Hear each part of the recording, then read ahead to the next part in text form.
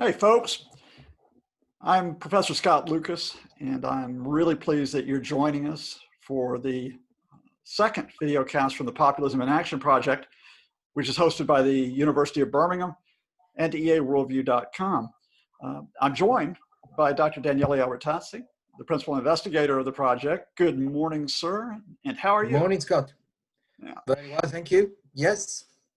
Well, as we both are here in the United Kingdom, we pick up, I guess, where we left off a few weeks ago, which is we talked about, how populist parties might use the current situation across Europe, not just coronavirus, but other social and political issues to try to gain advantage.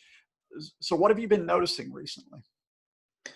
Right, I think as we speak on the 13th of July, it's kind of inevitable to mention the most important development of last couple of weeks, which is there was a presidential election in Poland that was going to take place in May, and it was in fact postponed eventually because of the pandemic.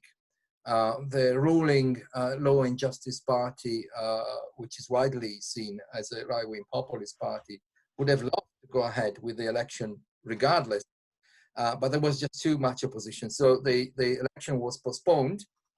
It took place in the last 2 weeks, second round, if you want, a day ago. And we now know that the ruling Law and Justice Party has managed to get its favorite candidate through. So President Duda has been re-elected. It's the first time that a president gets re-elected in Poland since the fall of communism and the new system was put into place. And so his liberal challenger, the mayor of Warsaw, Trzaskowski, has been defeated by a very, very narrow margin. We are really talking about a handful of votes.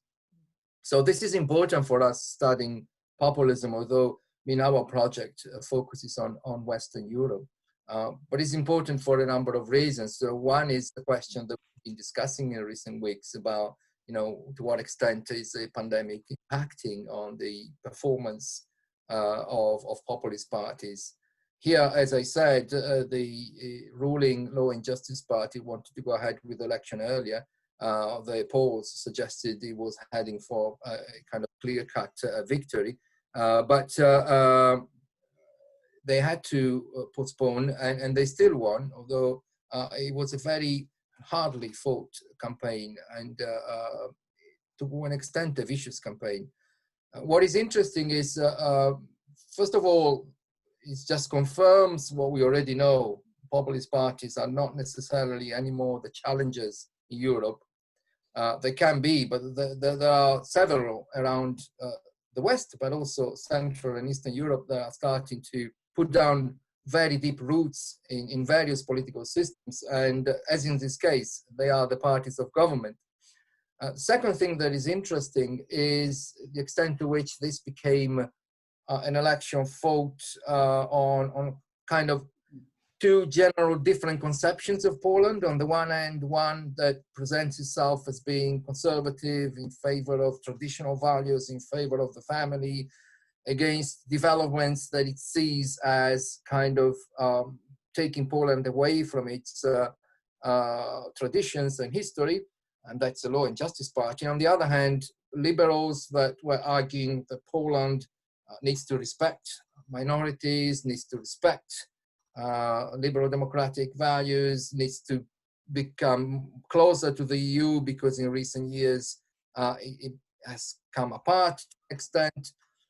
And we see that these two different conceptions were also supported by different kinds of voters. And this is happening all over the world. And I mean, obviously you're a great expert in American politics, but what we've seen here again is that you have younger voters and people living in big cities tend to side with the liberal candidate, and older voters living in provincial towns tend to side with the more right-wing conservative candidate that is speaking about the value of the family. And it's been, in the case of President Duda, he's been very outspoken against LGBT communities as well.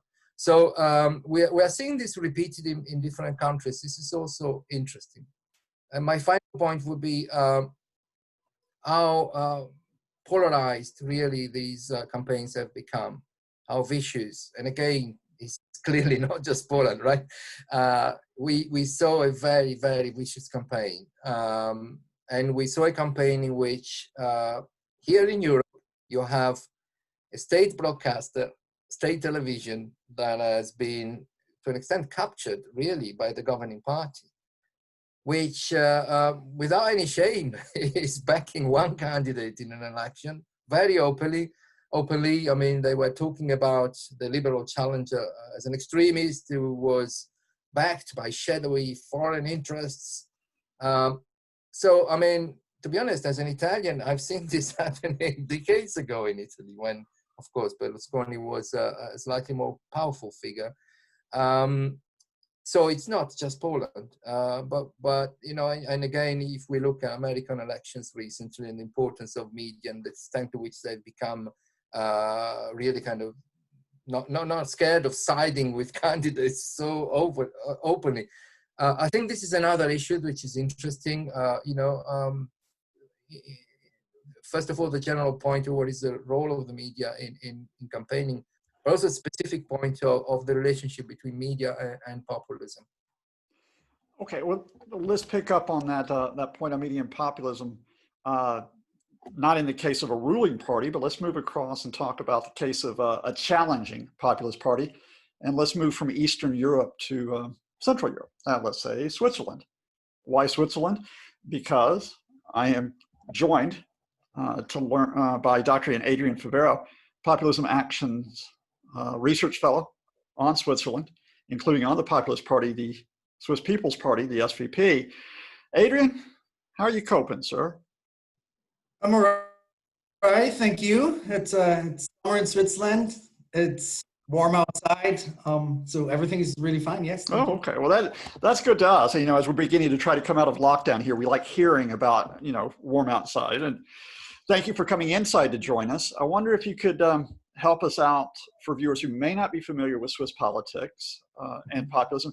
Tell us a little bit about the Swiss People's Party, the SVP. Are they in government? Are they in opposition? Are they on the rise? So the Swiss People's Party, as you mentioned, is the largest party in Switzerland at the time being. They did suffer a bit of a loss in the last election, but they're still the largest party. They also have two representatives in the government. So although there's always a debate if they're somewhat in the opposition, they're technically not, because they have members in our government and are represented there. I would also say from a theoretical view or from an academic view, I would say they would fit into the right-wing populist scheme to a certain extent. They would describe themselves, though, as a bourgeois conservative party in their own view, how they do politics. Okay, so we've heard a bit from Daniele about how media functioned in Poland, but again, from a ruling party rather than a populist party that's in a coalition. Tell me a little bit how the SVP are using traditional and social media in the Swiss context to try to expand their base. So the SVP invests heavily in face-to-face interaction and the use of traditional media. However, they do grow their online communication and social media appearance. So the National Party has their own website, the cantonal parties have their own website, districts, even sometimes local sections have their own website. They use Twitter and Facebook. They also do some YouTube videos occasionally. They also have newsletters that they distribute online. And the National Party also has a newspaper that you can subscribe to online, which is called Real Talk. The larger cantonal branches have also their newspapers that are available online, but also in print. So there is a social media appearance, but there's still room for improvement. I would add one point, which I think is interesting. The design of the social media appearance is across the board very similar. So there is a way the party uses this social media appearance to sort of increase its recognizability as a brand. So in terms of colors, in terms of picture they use, they're all the same across most cantons, not all, and also at the national level.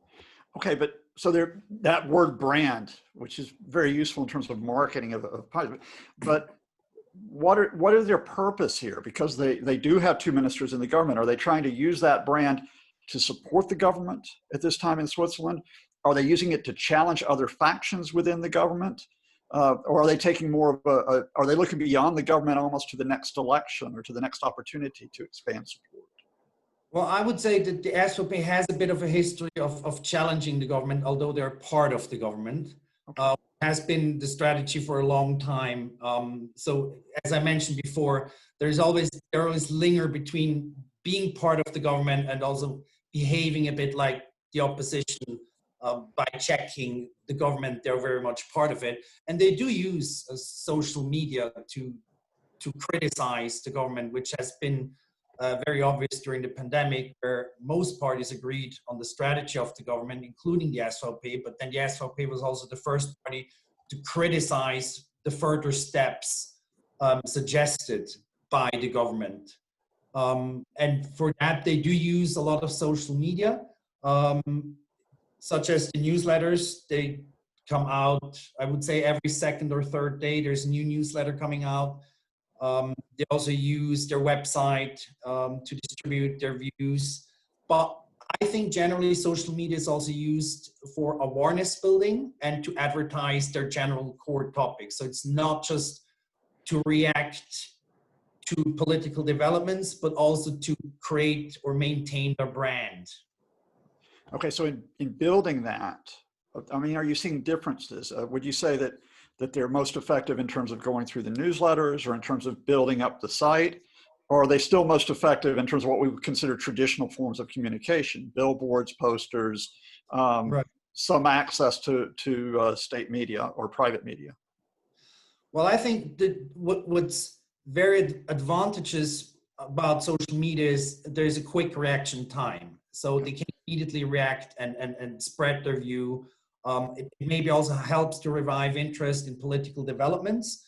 But on the other hand, to increase the member base and maybe also to mobilize people, they very much rely on traditional media, such as putting up posters. I mentioned previously that direct communication by most representatives was mentioned as the most effective tool to increase members, to increase sort of a feeling of community, because you're visible if you're communicating directly, whereas social media is very quick, very fast, and sometimes also somewhat superficial and might not be heard because there's an avalanche of content out there. Whereas if you're in a village or in a city and you present yourself and you talk directly, it might create more meaningful debates, which is more attractive for a lot of people. Okay, so there's still that importance, even in the 21st century, about face-to-face communication. I mean, do you think that's much more so comparing Switzerland with other countries because Switzerland is relatively smaller? Is there something distinctive about Swiss political culture that means face-to-face is more important there than, say, in some of the neighboring countries? I do think there's 2 points that are worth mentioning here. One is sort of the fragmentation of the political landscape. Different cantonal branches have different, of the SVP have different history, and some also have slightly different, like an emphasis on certain core topics.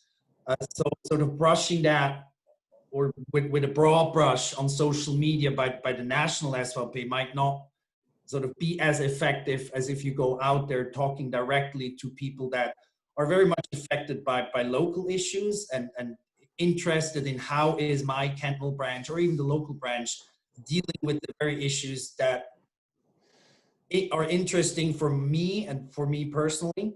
And the other thing is the language. In direct communication with people, it is important to use the language that people on the ground speak. Now, interestingly, the SVP on their social media appearance, they very much focus on the Swiss German part. the French part is somewhat underdeveloped, and the Italian part barely exists, and then the Romansh part doesn't exist at all. So if people standing there on a local square and being able to talk in your language about the issues that bother you or interesting for your personal life, that makes very much a difference in terms of communication and in terms of, also in terms of credibility for the local representatives. That's really interesting. So we've got a country with multiple languages, almost in a sense with multiple communities through the different cantons, right? So how do you use those tactics to bring together that kaleidoscope of the local, as it were, to give a unifying national message? Or do you try to give a unifying national message? Do you just sort of try to use the local to ascend to power?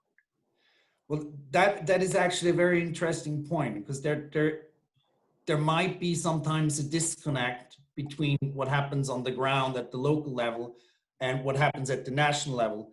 Of course, social media the advantage of social media is that at the national level, you can convey your core messages. And they're very clear in case of the SVP, which is anti-EU, somewhat restrictive against foreigners. And that message can be distributed across the country.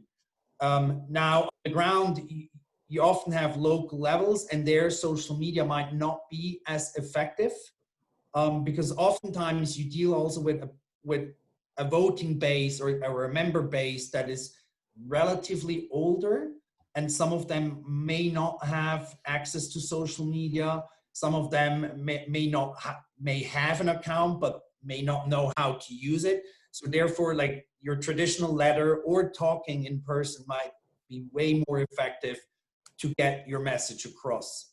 So this is two different levels, where the national brand sort of advertises the general view of the party and make sure the brand is recognizable. Whereas at the local level, often traditional media is used to actually reach the constituents.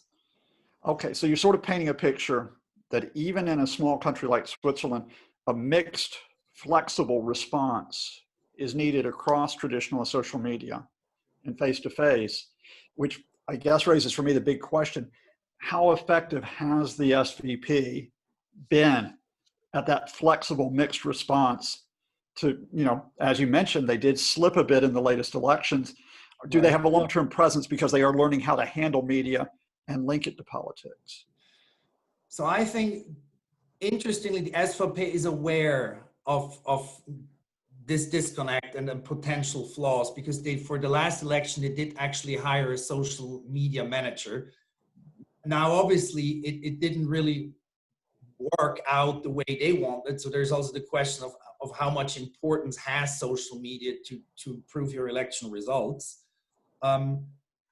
So the SVP does try to be more visible. They do try to use social media more often, but at the same time, you can also see that not every channel is used in the same way. So Facebook is very well known, so they use that often. Twitter is something the SVP doesn't use that often. I think it's only around 20% of representatives actually having a Twitter account, which makes them the lowest of all parties. And the newer social media accounts such as Instagram and TikTok are hardly ever used, but they're aware of the problem and they try to increase that. And they also try to better link the traditional campaigns with social media campaigns, sort of linking these two together. So maybe saying on social media, hey, look at our new posters that we put up, because posters are still very important for the SVP and also somewhat effective. Election. Can I just jump in with a question, Scott? Yeah. Sorry, sorry to interrupt, Scott, but what Adrian said, I think, was actually very interesting. Usually Twitter is seen as a medium of like urban and younger people, the economic and cultural and social elites. Do you think that to an extent it makes sense, perhaps, not to invest a huge amount in Twitter in terms of them wanting to really speak to their constituencies and therefore maybe privileging other means that, in their view, might be better to reach all cantons, not just the urban centers and all parts of different cantons, but also the kind of people that maybe might be easier to persuade when you are putting across a conservative message. And therefore, perhaps Twitter, you know, it doesn't sound like the most important medium for them. I think what's to get the message across to all people, what really helps is to appear on national television, because television is still very important. A lot of, again, older people watch television, so they get their message across. A lot of representatives also see Twitter as sort of like a bubble where always the same people will receive the message. At the same time, there's also a chance that sort of casting this wider net on Twitter will also reach more young people. And of course, the young SVP, they're way more social media savvy than their counterpart in the SVP, and there might be some sort of a pressure or maybe some sort of collaboration on how to use social media, because young people are very much on social media, and the SVP is also in need of more younger voters because the elderly base won't be there forever.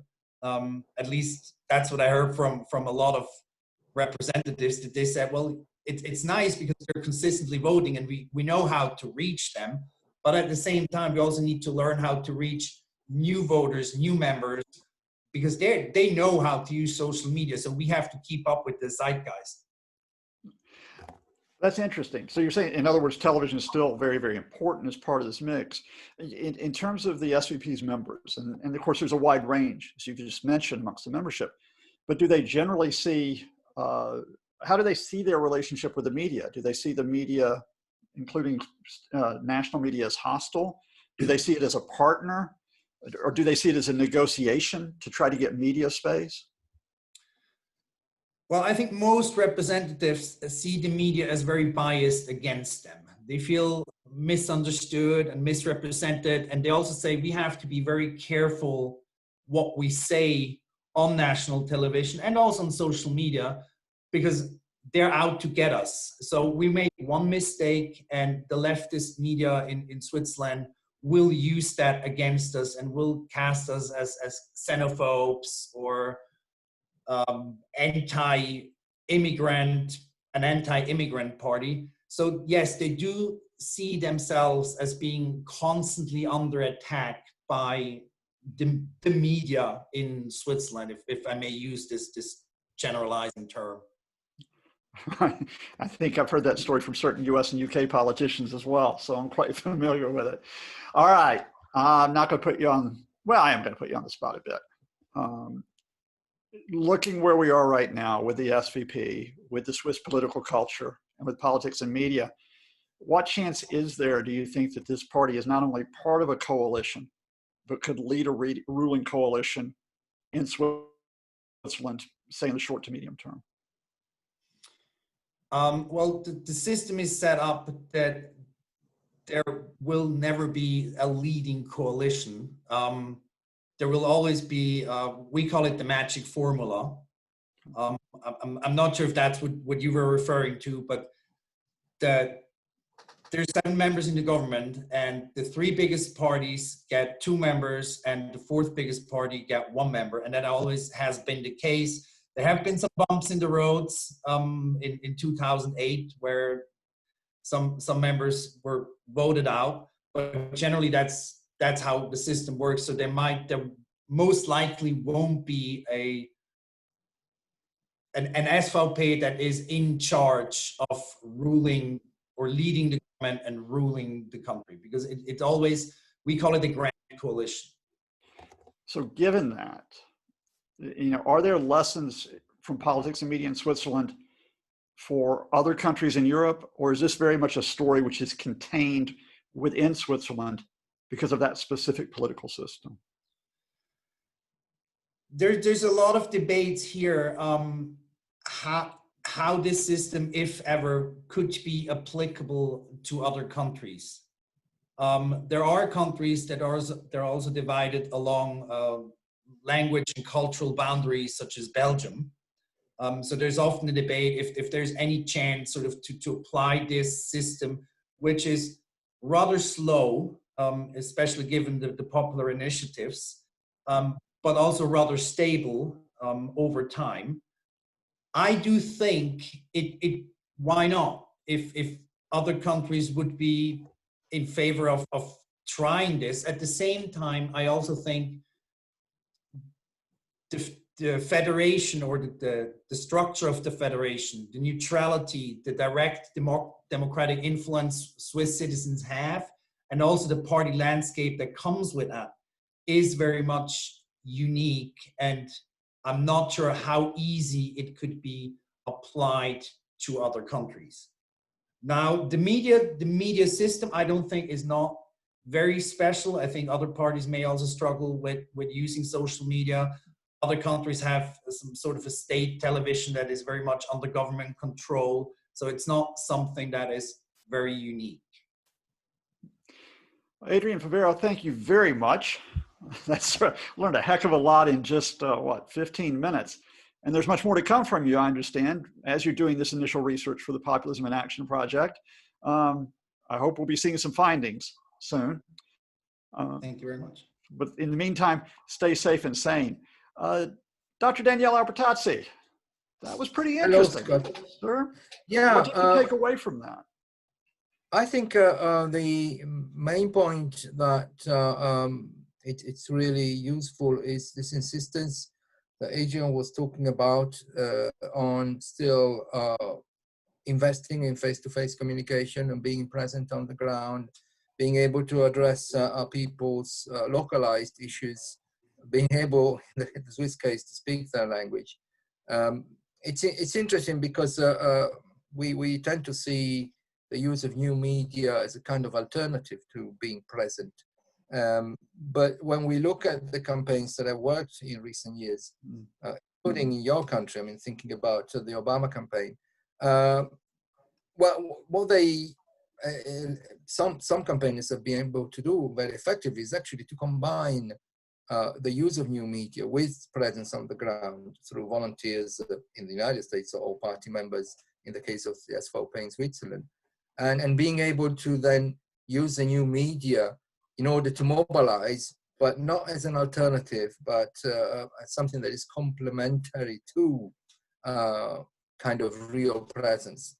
But of course, the real presence then requires investing in a complex structure and requires people who are willing to spend a considerable amount of time and sometimes even their own resources to support an idea and a party.